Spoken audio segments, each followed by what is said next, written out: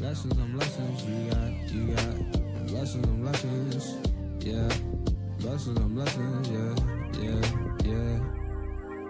The Father blessed me with some parents that would lead when I was deep down in the dark. They cut the light on, now I see. Some other parents never give their kids the keys, but mine set me in front of the Bible, fed me scripts and nurtured me. Now I stand tall just like a tree because of that seed. So we are in Genesis chapter 33 on today. Netanyahu, he did an excellent job last week with Genesis 32. It was so good. I said, you need to take this one right here. I don't know why you just do 32. Might as well do 33 too. Because I learned so much. And chapter 32 and 33 actually go along with each other quite well. There's a lot of similarities in chapter 33 that we see in 32 because they're connected to each other. 32 is building the stage for chapter 33. All right, so we are in Genesis 33.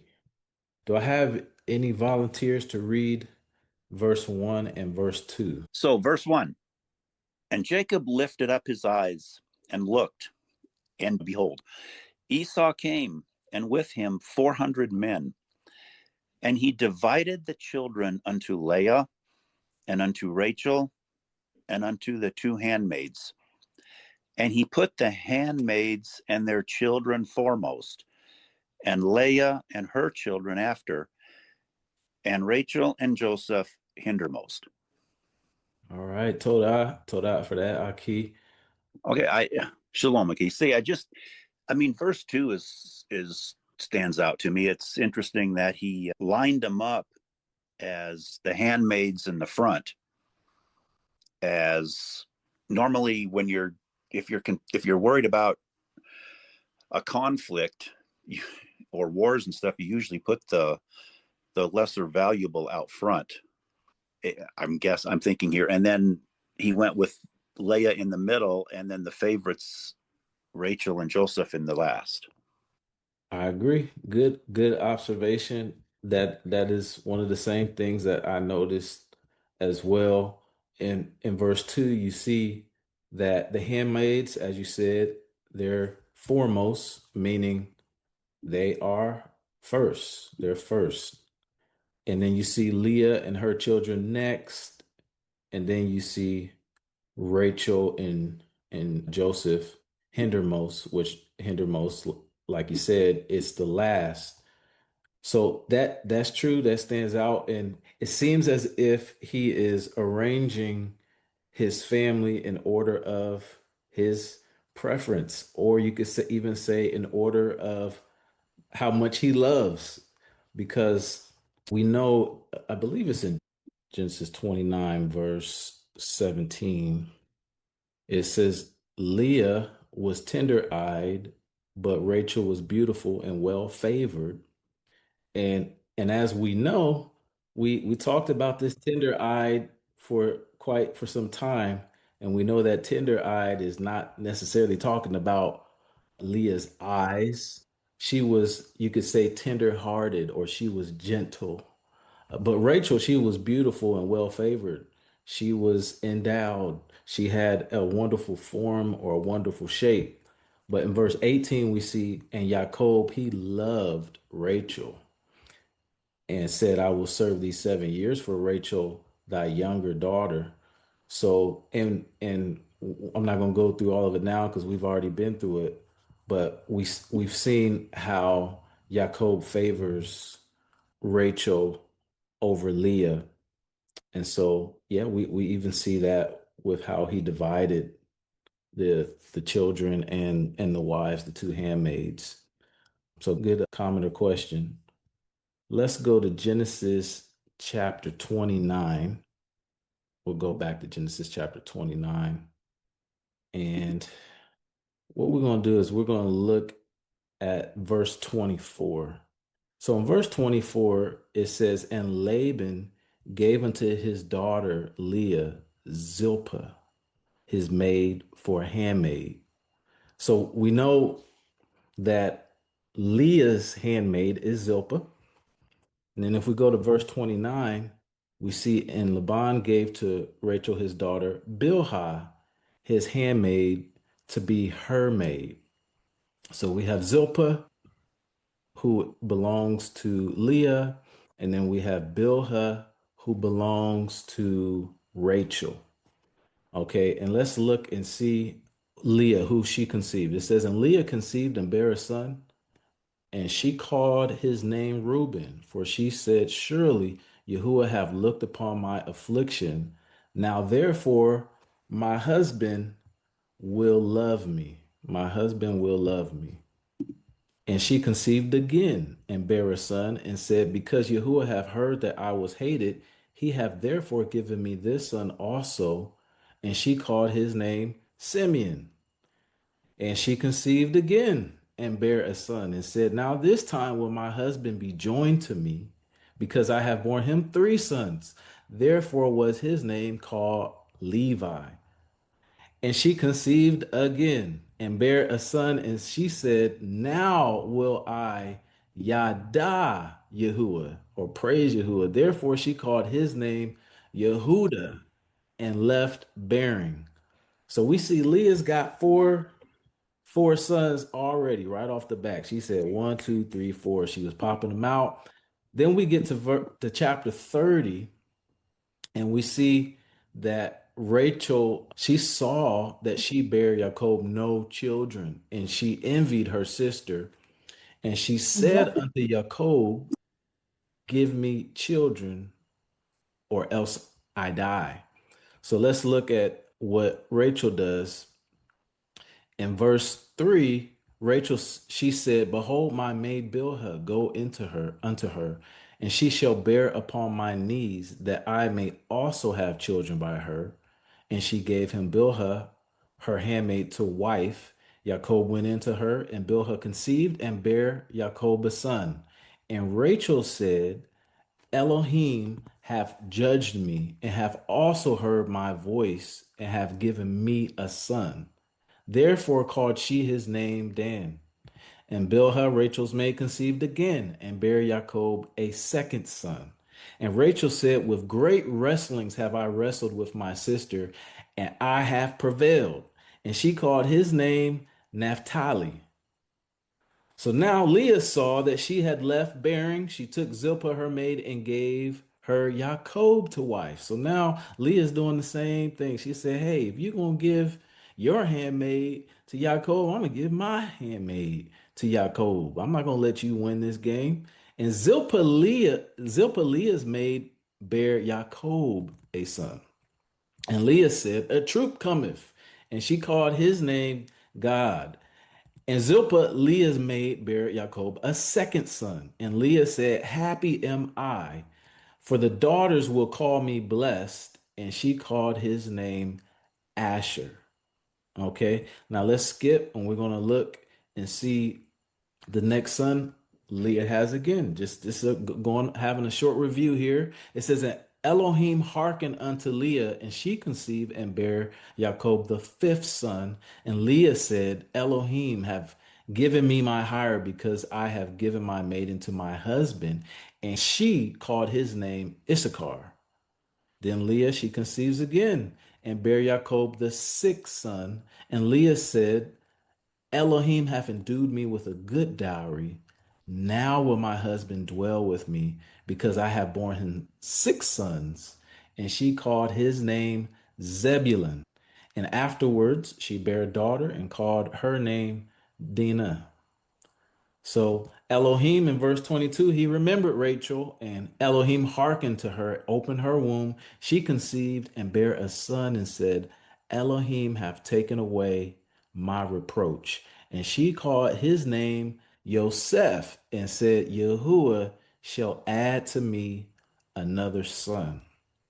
Okay, so we can see there was a lot of children that were coming into being via Leah and via Rachel and via Zilpah and Bilhah.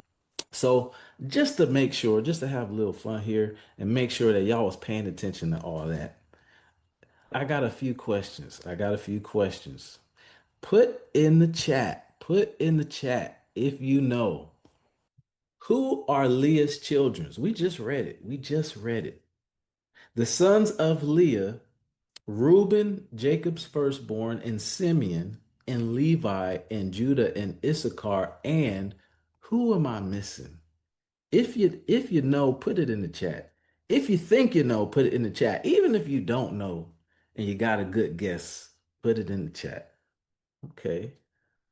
I see Zebulun, Reuben, Zebulun. Okay. Anybody else? Anybody else? Dina? Okay. The question here, Dina is included. Yep. Asher, Judah. Okay. I give 5 more seconds. 5 more seconds.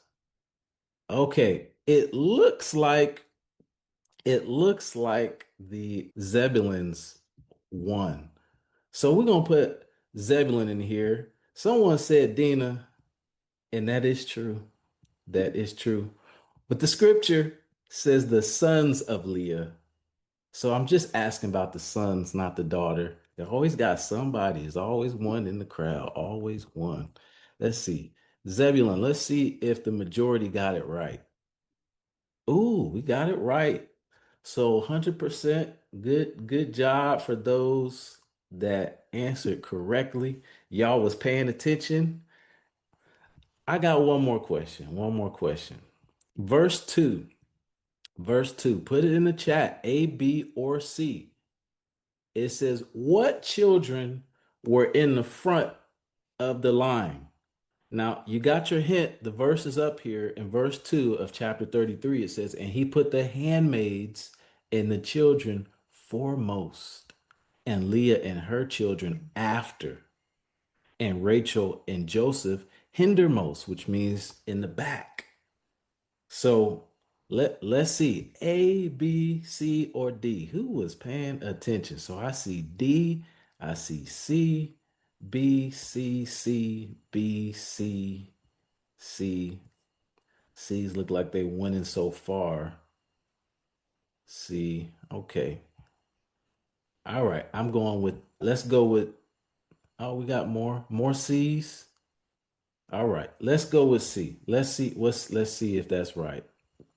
Oh, it looks like we right. We are right. Excellent job. Excellent job. So that's right. Those that were in the front of the line in the foremost were Dan, Naphtali, Gad, and Asher, because those were the sons of Bilhah and Zilpah. So good job. Good job, everyone. Thanks for your participation. Now, what I want to do is I want to look at verses 3. Let's read verses 3 to 7. Do I have any volunteers to help me read verses 3 to 7?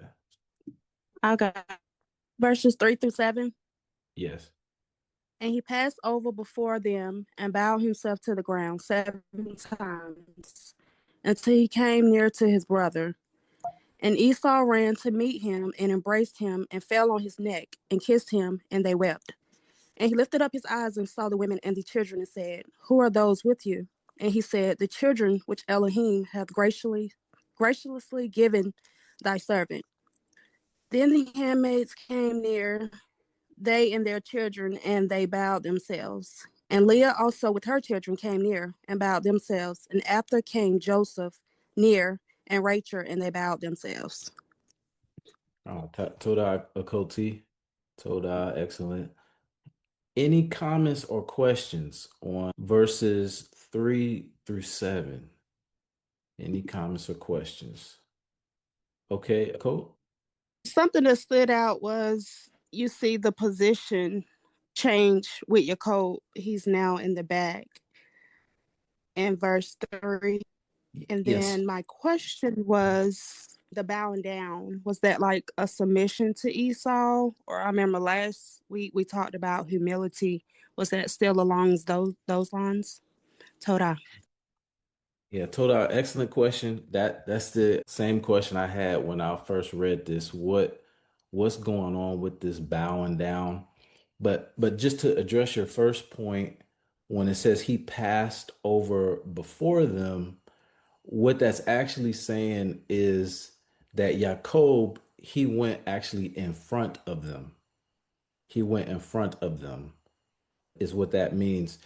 And it's a little confusing. I'm going to show something here in a minute to explain a little bit better than I can of what's going here and why he passed over before them. But let me address your question first with he bowed down to himself to the ground. So I asked myself this question too. I asked myself, is this okay, for Jacob to bow down to the ground 7 times? He did it 7 times. So there's something to this.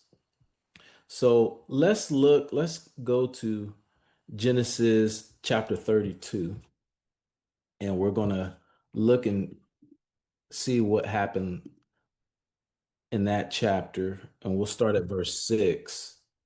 It says, "And the messengers returned to Jacob, saying, We came to thy brother Esau, and also he cometh to meet thee, and 400 men with him. Then Jacob was greatly afraid and distressed, and he divided the people that was with him, and the flocks, and the herds, and the camels into two bands, or into two groups." So this is what's going on, as we saw last week. Jacob, it said that he was greatly afraid and distressed. And because of that, he divided his possessions and the people into two groups. And in verse 3, he passes over before them, meaning he gets in front of them, and then he bows himself to the ground. So let's look at a few scriptures here. In Genesis 27, we'll look at verse 29. This is where Isaac gives the blessing to Jacob. And this is a question in my mind because I know about this blessing here. In verse 29, Isaac said to Jacob, it says, "Let people serve thee, and nations bow down to thee. Be master over thy brethren, and let thy mother's sons bow down to thee. Cursed be everyone that curseth thee, and blessed be he that blesseth thee." So, first off, we see Isaac is saying, people are going to serve you. Let people serve you. Nations bow down to you. Be master over your brethren. And your brethren, that would include Esau, because that's his brother. And let thy mother's sons bow down to thee. So I asked myself the question. I said, why is it that Jacob is bowing down to Esau when Isaac said they supposed to bow down to you? They supposed to bow down to you. So one thing we saw in verse 5, let's go back to Genesis 33. Well, first in verse 3, we saw that he bowed 7 times. Then we see in verse 5 that we see the woman and the children, and he said, "Who are these with thee?" And he said, "The children which Elohim have graciously given thy servant." Remember, Jacob is supposed to have people serving him. His brethren is supposed to serve him. But he's calling Esau, he's saying he's saying that he is the servant of Esau. And then in verse 6, it says the handmaidens came near, they and their children, and then they bowed too. Verse 7, we see that Leah also with her children came near and bowed themselves.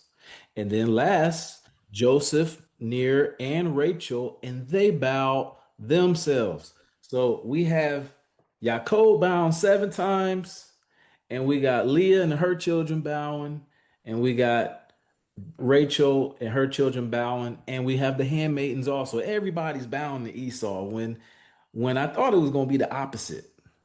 So let's look at a few scriptures to see if there's a precedence for this. Because I was thinking myself, is this okay for him to be doing this? First, we're going to look at our forefather Abraham. So we're going to go to Genesis 18. In Genesis 18, we'll start at verse 1. It says, "And Yahuwah appeared unto him in the plains of Mamre, and he sat in the tent door in the heat of the day. And he lifted up his eyes and looked, and lo, 3 men stood by him. And when he saw them, he ran to meet them from the tent door and bowed himself toward the ground." We see the same language here when Abraham sees the 3 men, which we know from previous studies are angels. And what he does the same thing. He bows himself toward the ground.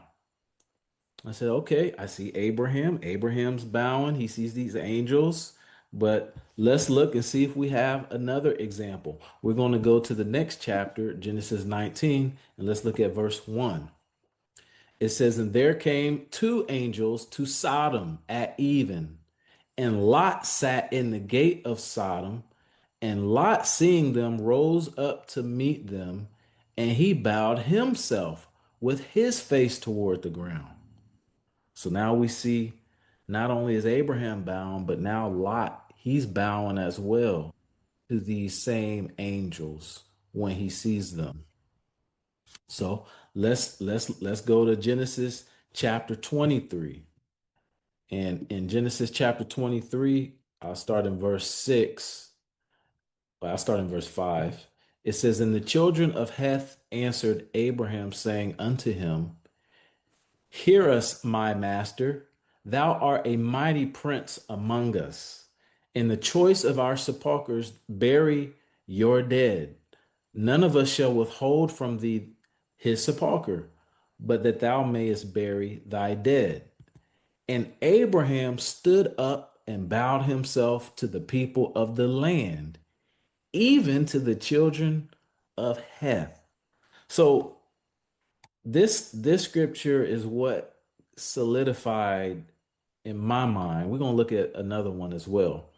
But this scripture right here is what did it for me, to let me know it must be okay and right and proper for Jacob to bow down in that instance, because we see our father Abraham, he's bowing down in the plains of Mamre to some angels, have his face to the ground.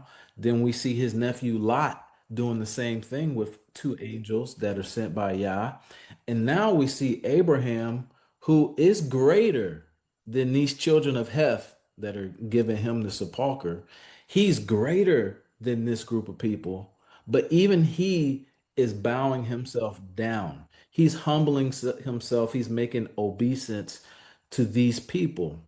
And this is something that you see all throughout the scriptures, where a individual will be in front of, it might be a king, a noble, a prince, someone that has some rank, or it could be a brother, an elder brother, or a father that you see, and you show respect and you show reverence by bowing down to them. So it's not necessarily bowing down as in worship to Elohim, but it's bowing down in the sense of having honor or respect to the individual that you're bowing down to. I got one more example for you. Let's go to Genesis chapter 42, verse 6. And this is where we see Yosef. He's in the land of Egypt. In verse 6, it says, "And Yosef was the governor over the land, and it was that sold to all the people of the land. And Yosef's brethren came, they did the same thing, and bowed down themselves before him with their faces to the earth." So we see his brethren, Joseph's brothers, bowing down to Joseph and showing honor, showing respect. That's the same thing that Jacob is doing in chapter 33. And we know that Jacob wants to do this because, as we saw in chapter 32, he is greatly afraid and distressed of Esau. So when he meets Esau, he wants to have a attitude of humility and respect unto Esau. So it's not a bad thing to bow down, because we see our forefathers doing this all over the book. Even the people that they know are lesser than them. Abraham is greater. So great question. All praises. I had the same thing in my mind as well when I was looking at this. Why is all this bowing going down? Isn't Jacob supposed to have that blessing? People supposed to bow down to him, and that will happen. That will happen. At that time, it wasn't the time for it. But trust and believe the scriptures will be fulfilled. Isaac's prophecy, it will come to pass. Shalom. Shalom. I wanted to point out in verse 3 when it says, and he passed over and bowed himself to the ground 7 times until he came near to his brother. And, you know, in Hebrew, we have to look at everything as well. 7 representing the Zion, which also represents the cutting off, because the scriptures do say that, well, you see 7 there. It's the shin, the seba, the shin, the bet, and the ayin. But the 7 also is the Zion in the Hebrew alphabet, which means to cut off. And he's doing this toward Esau. So you have to see different layers of it, as you've already stated. It's not always as what you're seeing. Esau is the one that's going to be cut off, because he was bowing to him the 7 times. Mm-hmm. And so there was something that he knew, that he foresaw, with this 7 bowing the 7 times. That's right. That's right. Toda, I completely agree. It's not always as it seems. Thank you for reminding me so I don't forget. I'm going to show a quick piece of a clip of a video to help you understand the topography of this area. So if you remember from the previous chapter, Jacob, where he is at Peniel, and he is by the Jabbok River. I don't know if you remember from last week, Netanyahu referred to the ford Jabbok. And this video may help you get a better understanding of what the positioning of Jacob and his family, and why he's doing some of the things that you see him doing. Toda for Yahoo, he hit me to this video so I could gain some better understanding of it as well, because I know if I was a little confused, there might be some other people that are confused too, but we'll just listen to this for a minute or two. Strong, and even stronger today than it was back then. Okay, now that we know the location of Peniel, then we can better understand the account of what happened there. So Jacob is traveling along the Jabbok River with his family and with these large herds. That's why he's following this continuously flowing river. Then he sends messengers out to deliver the message to his brother down in the south in Edom that he is returning. Genesis 32:6 says, when the messengers returned to Jacob, they said, we went to your brother Esau, and now he is coming to meet you, and 400 men are with him. And it says specifically that Jacob's response to this was great fear and distress. Now Jacob is expecting this threat to come in. Now where is he expecting it to come in? So Merrill says when he was traveling on the route that came up from the Jordan Valley up to Peniel, this is 1877, he's riding his horse up this route. that it was on the northern side of the river. Merrill wrote, the road from the west follows up the north side of the river, and that's where the road goes to this day, and this is logically where it was in ancient times. And so Jacob would have been expecting the threat, his brother and the men with him, to come along that road on the north side of the Jabbok, which was on the same side of the river as the site that he would name Peniel. The Genesis 32 account says, that night Jacob got up and took his 2 wives, his 2 female servants and his 11 sons, and crossed the ford of the Jabbok. After he had sent them across the stream, he sent over all his possessions. So Jacob was left alone. So what he does next in his great fear and distress makes a lot of sense. He knows that his brother and the men are coming in on the north side, so he puts his family and his possessions on the south side of the river. He's not a coward. He's not using his family as a buffer between him and the incoming threat. He's doing the opposite. He's using the river and himself as the buffer in between his family and his brother and the band of men that are coming in with him. So the next thing that Jacob is going to want to do is he's going to want to seek high ground. He's going to want to watch for his brother and the men coming into this area, because he's going to want to get to them before his brother and those men get to his family. And so the high ground on the north side of the Jabbok is the hill of Dahab. And so it's 295 feet above the Jabbok River. And so that's where he goes up to. It makes sense that he goes up on top of a hill. And that's where he's left alone. Now he's up on top of this high place. He can look for his brother. Now what's he going to do next? He's in great fear and distress. What else would he do? What else can he do but pray? So I hope that can give a little bit better understanding of what's going on. When he showed this image right here in the picture, I actually got on the Google Earth so I could look at it myself and get a better understanding. But what was happening, Esau was coming from this direction here. And this direction is the way that Jacob and his family has to go to get to Succoth, which is his next destination. This is the way that leads you to the land of Canaan. So Jacob and his family are traveling.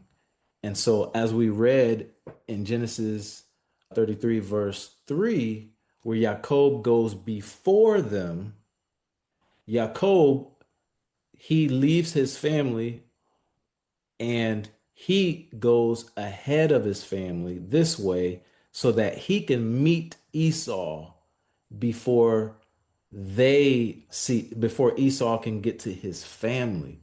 So as he was saying in the video, Jacob is like a buffer between Esau and his family. So that's why Jacob is going before them. He's going before them so that he's going to be able to see Esau coming before his family does. And then when Esau sees Jacob and they have a friendly reunion, as we're going to read here in a minute, then Esau knows, okay, or Jacob knows it's safe now for his family to come and meet his elder brother Esau. So hopefully that kind of helps. This video, it's a pretty good video that helps you understand what's going on there. All right, let's read verses 8 through 11. Is there any volunteers for reading 8 through 11? I'll read Okay, Toda. verse 8. Verse 8. Yep. And he said, what meanest thou by all this drove which I met?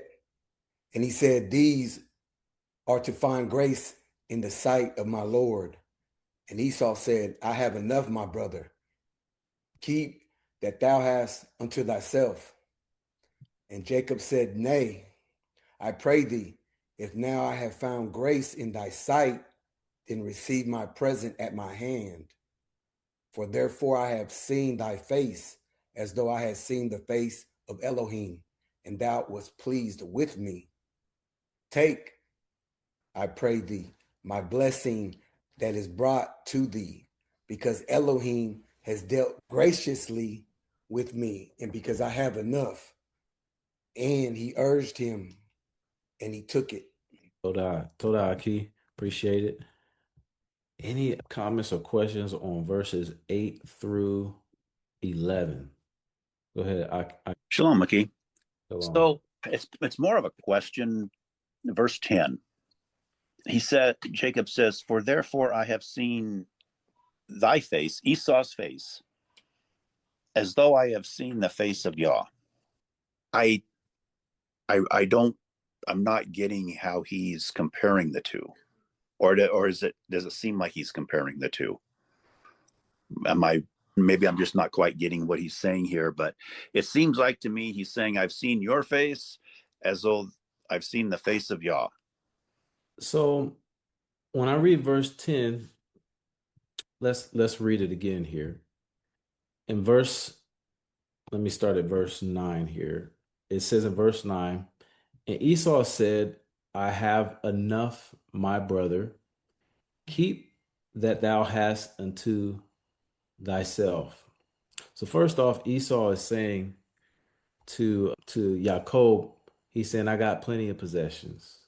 He had plenty of possessions because Esau would go and take what he wanted, because as we know from the previous Bible study we just had, Esau was a hunter, and Esau lived by the sword according to the prophecy he received from his father Isaac. Verse 10, it says, and Jacob said, nay, I pray thee, if now I have found grace or favor or support in your sight, then receive my present at my hand. For therefore I have seen your face, as though I have seen the face of Elohim, and thou wast pleased with me.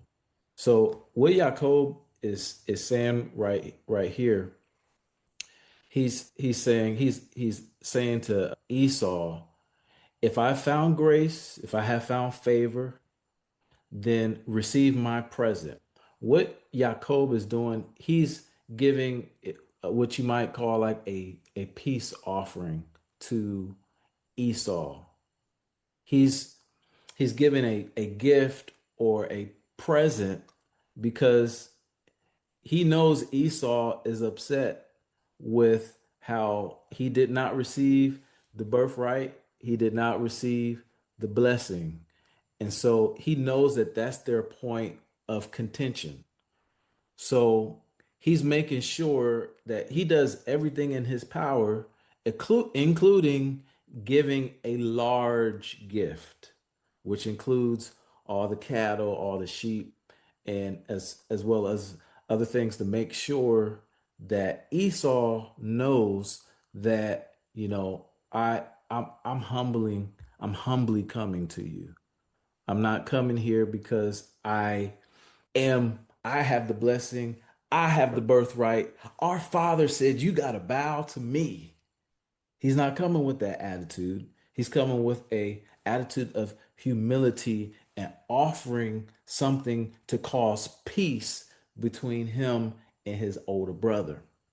And so now when we see, for therefore I have seen your face as though I have seen the face of Elohim, and you was pleased with me.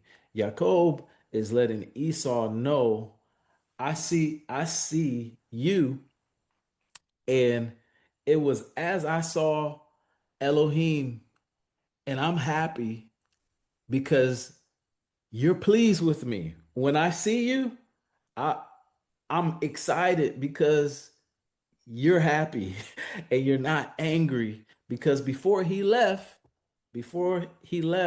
and went to Padam Aram, he was fleeing because Esau wanted to kill him. He wanted to kill him. And remember before this, let's go to Genesis 32. Oh, it's so much. Remember I said before we started, these Genesis 32 and Genesis 33, they are connected.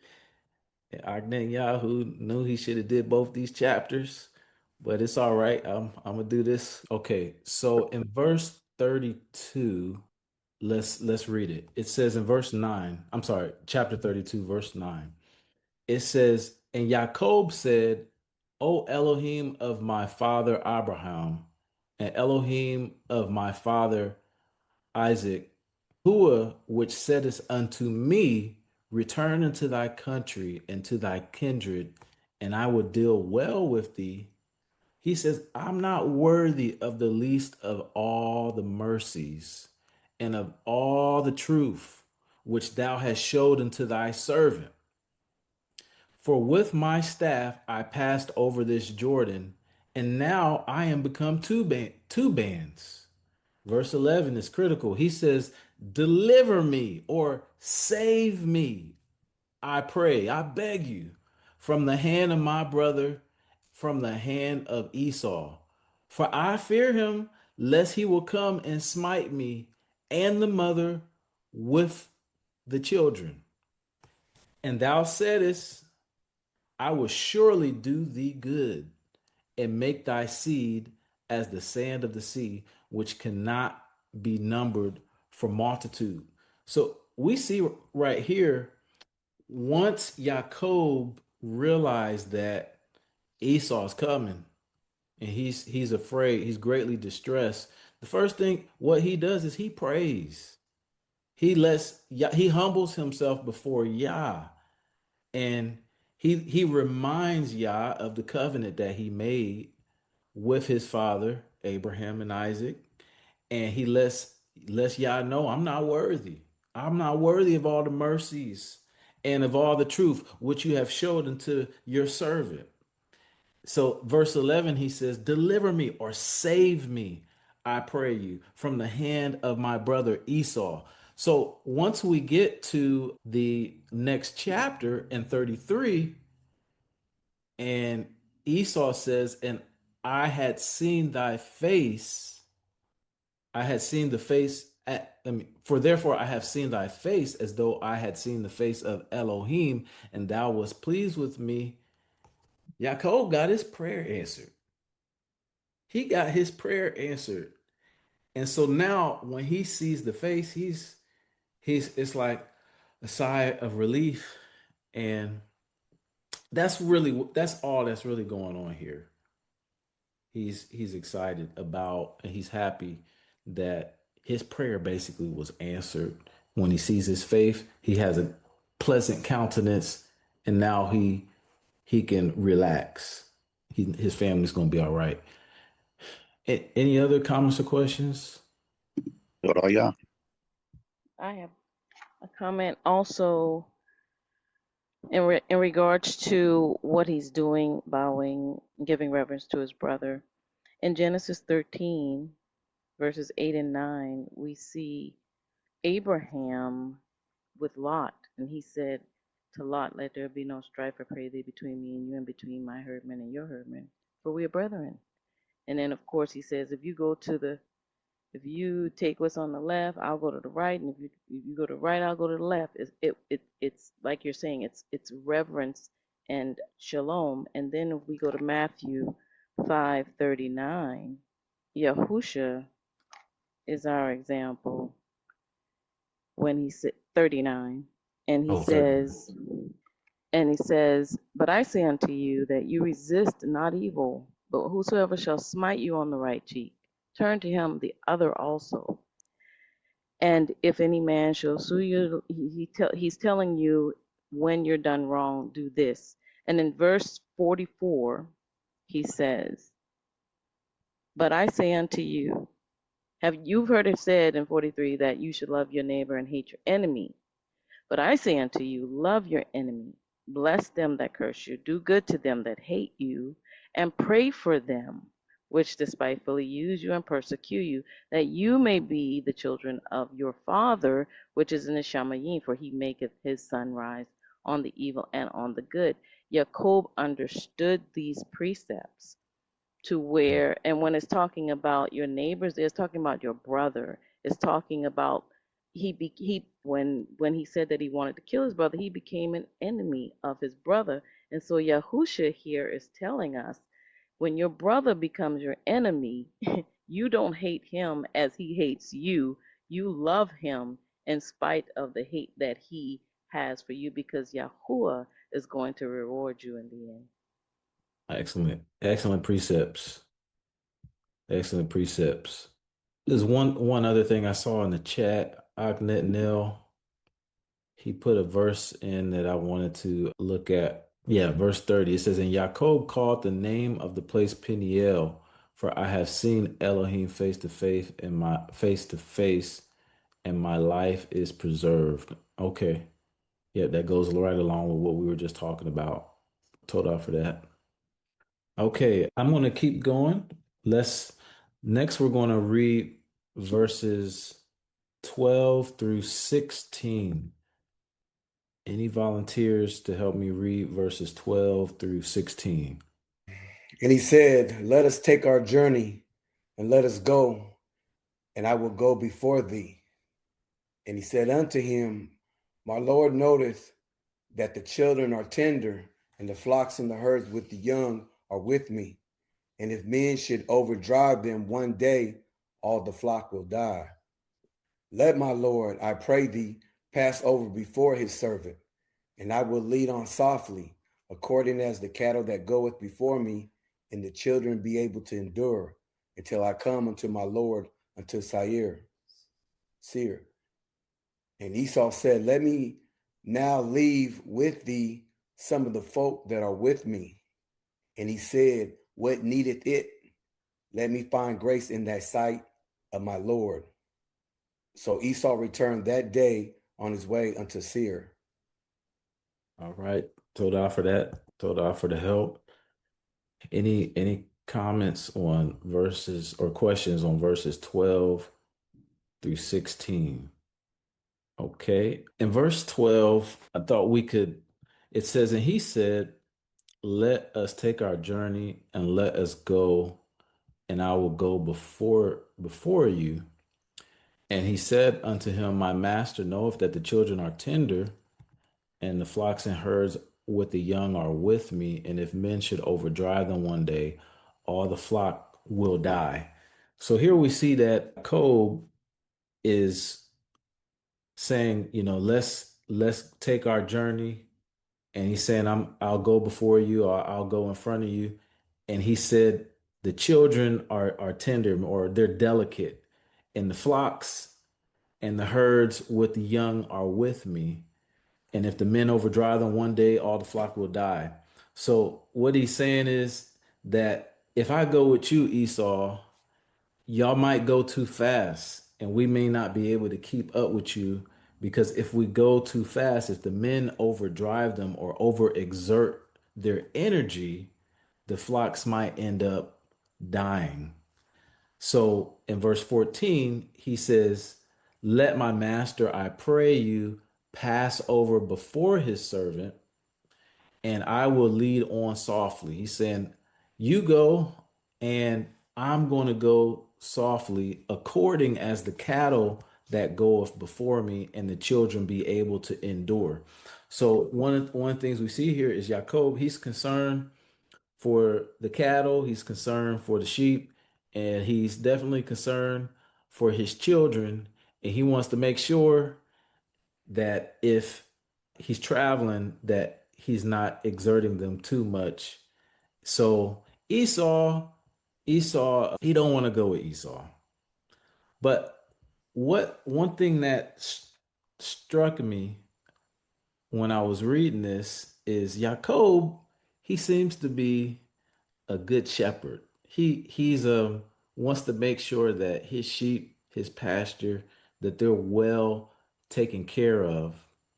And what we saw earlier when we were looking at verse 3, when it says he passed over before them, meaning he went in front of them to be like a buffer from Esau. That got me thinking, who else is a good shepherd? Who else is, put in the chat if you know a good shepherd. Put his name in the chat. If you know a good shepherd, put his name in the chat. That's right. That's right. Yahusha is a good shepherd indeed. And I was looking at a passage where I saw some similar language. We're going to go to John chapter 10. That's right. Yahushua HaMashiach, he is our good shepherd. We'll just read a few verses here. It says in verse 1, Verily, verily, I say unto you, he that entereth not by the door into the sheepfold, but climbeth up some other way, the same is a thief and a robber. But he that entereth in by the door is the shepherd of the sheep. To him the porter openeth, and the sheep hear his voice, and he calleth his own sheep by name, and leadeth them out. And when he putteth forth his own sheep, look at this, he goeth before them, and the sheep follow him, for they know his voice. I said, Jacob is a good shepherd. When I started studying this thing out, when I started looking at this, I was starting to question whether or not Jacob was a coward, whether he was doing the right thing. But after some more studying, some additional studying, I'm seeing no, I see Jacob actually doing the opposite of what it seems like. He's actually going before.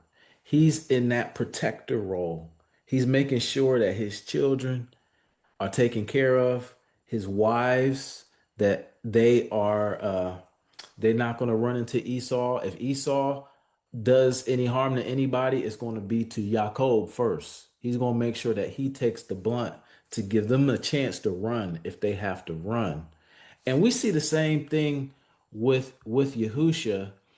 And one thing I love about Yahusha, and you can see this in Jacob, it says in verse 11 in John chapter 10, I am the good shepherd. The good shepherd giveth his life for the sheep. So essentially, that's what's happening right here. Jacob is willing to go before them and die if necessary to make sure that his family is taken care of.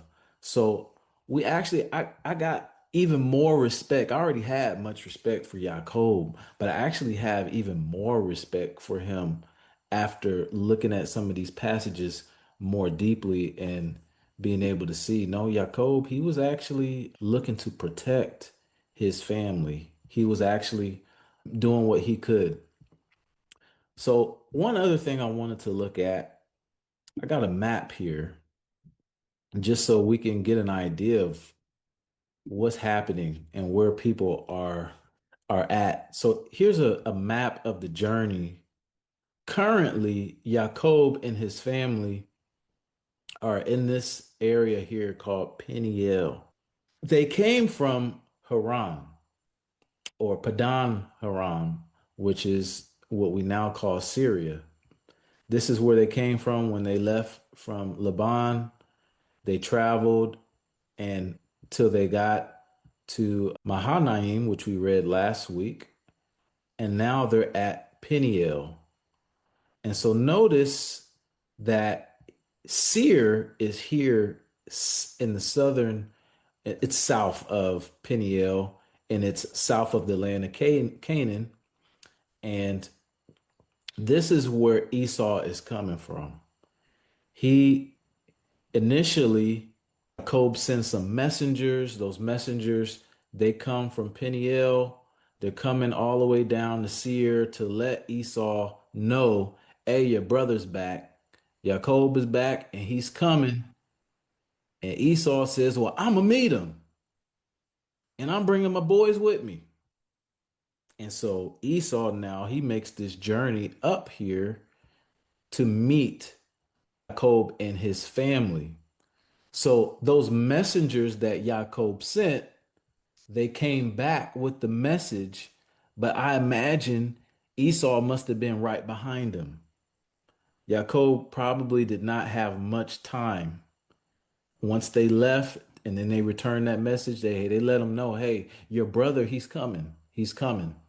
So just to give you an idea of what's happening, Jacob is coming from the north, Esau is coming from the south, and they are both meeting here in the same location. Any other comments or questions before we go to the next few verses? Okay, we are almost done. We got 4 more verses, and we're going to read verses 17 through 20. Do I have one more volunteer? I know someone wanted to volunteer last time. If you would like to read, you can this time. I'll go ahead. Okay, Toda. And Jacob journeyed to Succoth and built him an house and made booths for his cattle. Therefore, the name of the place is called Succoth. And Jacob came to Shechem, a city of Shechem, which is in the land of Canaan, when he came from Padan Aram and pitched his tent before the city. And he bought a parcel of a field where he had spread his tent at the hand of the children of Hamor, Shechem's father, for 100 pieces of money. And he erected there an altar and called it Israel. Toda Aki. Any comments or questions on verses 17 through 20? Go ahead, Co Angelique. It wasn't regarding the last question, but it's something I've noticed, not just in this chapter, but in previous chapters that like our feast days, it's always like with Lot, he did the unleavened bread. And also with this with Sukkot, like it seems to be like a recurring motif that is always something that's relating back to like when they came out of Egypt later, that it's always he's like, I'm the Elohim of your fathers, and all of them have done some form of, I'm not going to say the feast days, but it's always like a precursor to that, if you understand what I'm saying. I hope I'm saying it correctly. I do. I do, and I completely agree. We definitely see, like as you mentioned, the unleavened bread, and here Job dwelled in tents, and we know he did that because his father Isaac and Abraham also dwelt in tents. They were sojourners living in a temporary place, going from place to place. And so Jacob is essentially doing the same thing. He is traveling and going to the place that Yah tells him to do, tells him to go. And it definitely foreshadows what Israel is going to do during the time of Moses after they leave Egypt. They're going to be journeying and traveling, going from place to place until they reach their land. It also foreshadows Israel just generally speaking, because even right now, Israel is not in the land, and Israel has been gone into captivity many times. We're not home. We've been going from place to place, and that's mostly because of our disobedience. And so this is definitely a foreshadowing I see of Sukkot, of what would happen when the Israelites would leave Egypt. And now I remember the other part, Mhm. even though it's the previous chapter with Lot, like he did the unleavened bread before his deliverance as well. That's right. That's right. It's almost like Yah knew what was going to happen before it happened. It almost seems like he knows the future. And it's amazing because it's so many things like this that when you look at the details, you can see that Yah is telling us the end from the beginning. You're not gonna, I mean, you can't understand the future prophetic events that are going to occurring if you don't understand what's happening right here in Genesis, because he's telling us these things for our learning. Upon whom the ends of the world have come. This is for us. So we're learning. Yah orchestrates everything. Everything is orchestrated by the Most High Yah because he knows one day there's going to be this group called Goshen Group, and they're going to be using this crazy program called Zoom where they can see each other even though 1,000 miles away from each other, and they're going to be studying the script so that they can prepare because one day there's going to be an exodus and they're going to go into the land, and we got to learn from all these examples. So Abba Yah said, I'm gonna have you do this, Yaakov. I'm gonna have your forefathers be tent makers, and that whole theme is going to go along with your family all throughout history so that when the time comes my people are going to be ready. So keeps a coat. You see Jacob, he did it too. Go ahead, Akdawi. Yeah, to further add on to Cody Angelique's point, even kind of Daniel's point, is that it seems like this is the prototype because these patriarchs they had direct relationship with Yahuwah, but in come Exodus, well, come Egypt, the relationship was kind of lost. They didn't know Yah like that. All they knew was bondage. So now Yahuwah has to document. He has to put it in writing, if you will, give explicit commandments because it's like you didn't know me like your forefathers did. You have hearsay, but you don't have that direct experience like they did. So let me give it to you explicitly so you know exactly what to do, when, and how, like they did, because they have a relationship that now I'm going to establish with you because all you know is slavery, kind of like us. Yeah, excellent point, excellent point. We need this stuff written down for sure. We gotta have it. Jacob, and he had some really impactful experiences, which we now get to learn from. And so I agree with you, Aki. Good comments, Cole Angelique and Ak Miller. Any other comments or questions?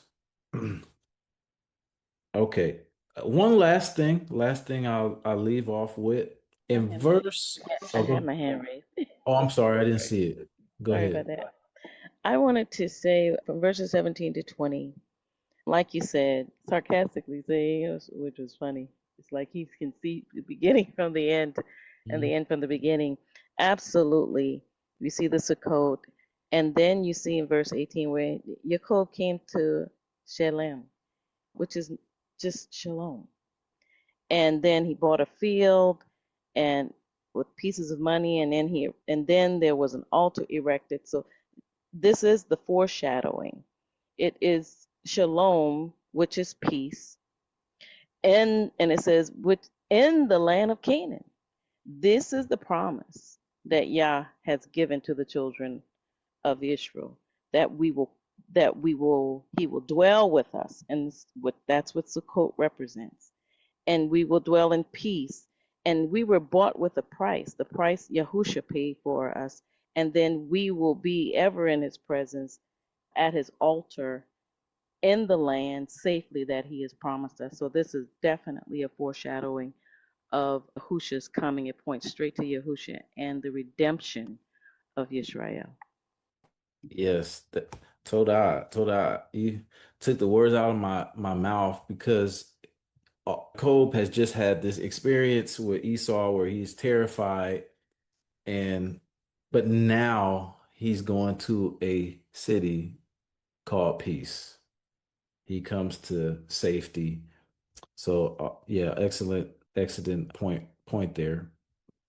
So one other thing I want to look at before we leave in verse 18 and 19, Jacob came to Shalem, a city of Shechem, which is in the land of Canaan, when he came from Padan Aram and pitched his tent before the city. And he bought a parcel of a field where he had spread his tent at the hand of the children of Hamor. So this parcel of land is important. It's important. So what we're going to do is we're going to look at Genesis chapter 50, verse 25. And in verse 25, it says, And Yosef took an oath of the children of Israel, saying, Elohim will surely visit you, and ye shall carry up my bones from hence. So in Genesis chapter 50, we're not there yet, but we all know that Yosef, he took this oath from the children of Israel. He wanted to make sure that his bones weren't left in Egypt. So he made the children of Israel promise that they would take his bones and carry them out from Egypt. So in Hebrews chapter 11, we see in verse 32, it says, And what shall I more say? For the time would fail me to tell of Gideon and of Barak and of Samson and of Jephthah, of David also, and Samuel, and of the prophets, so who through faith subdued kingdoms and wrought righteousness, obtained promises, stopped the mouths of lions. So one thing we can see here, I put the wrong, I put 32, it's 22. There we go. But let me read it again. By faith, Yosef, when he died, made mention of the departing of the children of Israel and gave commandment concerning his bones. Okay, so this is what we want. So Yosef, he made a commandment that we see here in Genesis chapter 50. He did that by faith. So he trusted in Yah. He put his trust that he would not be buried in Egypt. And then we see in Exodus chapter 13, verse 19, we see, actually I'll start in verse 18. It says, But Elohim led the people about through the way of the wilderness of the Red Sea, and the children of Israel went up harnessed out of the land of Egypt. And Moses took the bones of Yosef with him, for he had straitly sworn the children of Israel, saying, Elohim will surely visit you, and ye shall carry up my bones away hence with you. So here in verse 19 of Exodus chapter 13, we see now Moses is taking the bones of Joseph with him. So he remembered that Yosef, he said, I don't want to be left in Egypt. And then lastly in in Joshua chapter 24, verse 32, it says, In the bones of Yosef, which the children of Israel brought up out of Egypt, buried they in Shechem, in a parcel of ground which Jacob bought of the sons of Hamor, the father of Shechem, for 100 pieces of silver, and it became the inheritance of the children of Yosef. So this parcel of land that we see in Genesis chapter 33, verse 19, that Jacob paid money for, is the same parcel of land that Yosef ends up being buried when Joshua takes his bones and buries them in Shechem. So this, just to see how it all ties together, this is an important piece of property. One thing to note too, this is only the second piece of property that has been purchased by the patriarchs. We know Abraham, he bought the cave of Machpelah. We don't see anything about Isaac purchasing any property in the scriptures. And then Jacob, he purchases this property within the land. So now we have the title deed to this property so that Yosef can actually be buried there. Go ahead. Yes, going an exemplary pattern that I just noticed that's continuing, looking at verse 20, and he erected there an altar and called it Elohe Israel, is that the patriarchs before everyone, when they get where they're, this is something for us to remember and, and live by, is that when they get where they are going, they erect an altar for worship. And that's it. Oh, that's good. That's good. This is important. It's important that Jacob, he erects this altar, and you see what he calls the altar. He names it Elohe Israel. And the name that he gives, Mighty Elohim of Israel, he is letting it be known by the name of the altar that he knows that it is Abba Yah. It is him. He is the mighty Elohim. He is the one that has brought him here to this point of safety where now he is in a city named Peace. And he's made it from the hands of his brother Esau, and now that promise that was given to his fathers Abraham and Isaac, and now is going to be fulfilled through him and his children. Now he can see that being fulfilled, so he builds an altar to show and reverence the Most High Yah. It is the Most High Yah that is causing all this to occur. Go ahead, Colt. Just real quick, when you was talking about the altar, I'm assuming that this altar is made in the same way as the previous. It's always just stones that they kind of. Yep. And when I read this chapter, and I'm probably late to this thinking, but what I saw was very interesting when they make these altars according to way Yahuwah tells us to do. It made me go back when I was also reading Daniel. That's when I put it together. I was like, oh my goodness, Yahusha was always like symbolically there from the beginning when they built the first altar, a stone cut without hands. Mm-hmm. So that's what I was just thinking about. I just now put that together. So Wow. I'm probably late to the part, but I was like, I thought that was great. That's a good connection. That's an excellent connection. Okay, well, I appreciate y'all staying with us to 8 o'clock. Let's end with prayer. Shalom Mishpachah. Goshen Group would like to thank you for viewing this presentation and remind you to feel free to share our videos with anyone you believe may benefit from them. If you would like to learn more about Goshen Group, you can follow us on Facebook, Instagram, and also visit us at www.goshengroup.net. Shalom and blessings.